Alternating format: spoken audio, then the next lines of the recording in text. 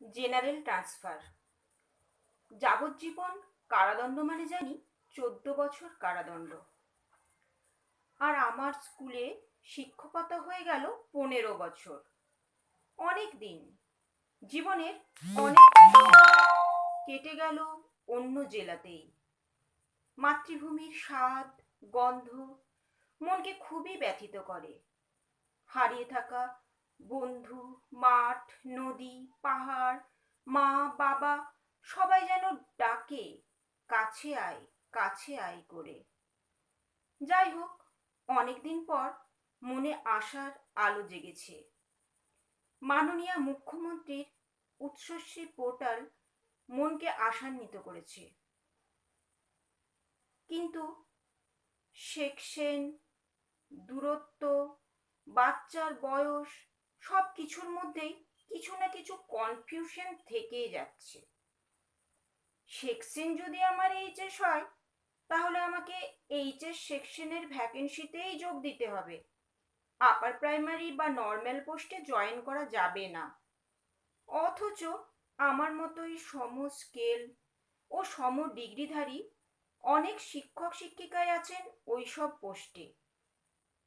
এখন এই আধুনিক যুগে বিয়ের ক্ষেত্রে যেমন জাতিভেদ প্রথা উঠে গেছে, তেমনি স্কুলের ক্ষেত্রেও উঠে গেছে জেনারেল, এসসি, এসটি, ওবিসির বিভাগ। এখন যে কোনো পোস্টেই যে কোনো ক্যাটাগরির ক্যান্ডিডেট জয়েন করতে পারেন। এখন তো উঠে গেছে পিপিও। তবু কেন সেকশন ভাগ উঠছে না? কাছাকাছি স্কুলে অনেক নর্মাল পোস্ট থাকলেও এইচএস সেকশনে হাতে গোনা ভ্যাকেন্সিতে জয়েন করার অনিশ্চয়তা কপালে এনেছে চিন্তার ভাঁজ। এসএসসি অফিসে খেলা হওয়ার পর তাদের বেশিরভাগই বুঝতে পারবে দূর থেকে ভ্যাকেন্সি দেখতে পেলেও বস্তুত কোনো ভ্যাকেন্সিতেই তাদের পোস্টিং হলো না।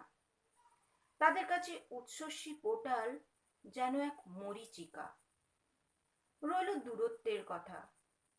দূরত্ব যখন বাড়ি থেকে 200 কিলোমিটারেরও বেশি, তখন বাড়ি থেকে রোজ যাতায়াত সম্ভব হয় না।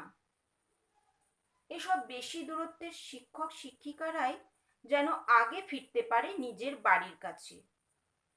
বাচ্চার বয়স 10-এরও কম মানে নেহাতি ছোট।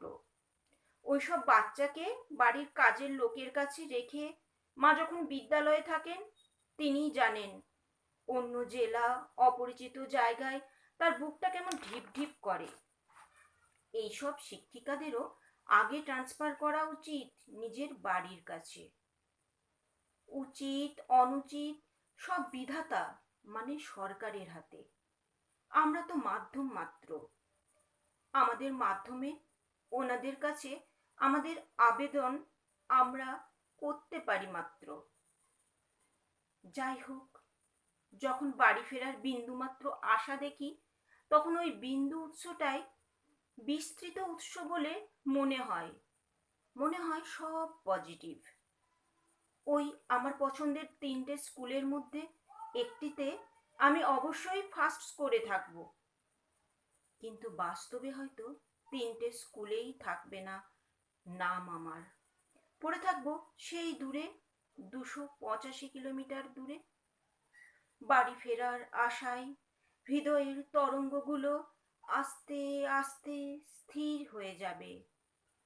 বাড়ি না ফেরার দুঃখটা ফল্গু ধারার মতো হৃদয়ের অন্তঃস্থলে প্রবাহিতই হতে থাকবে।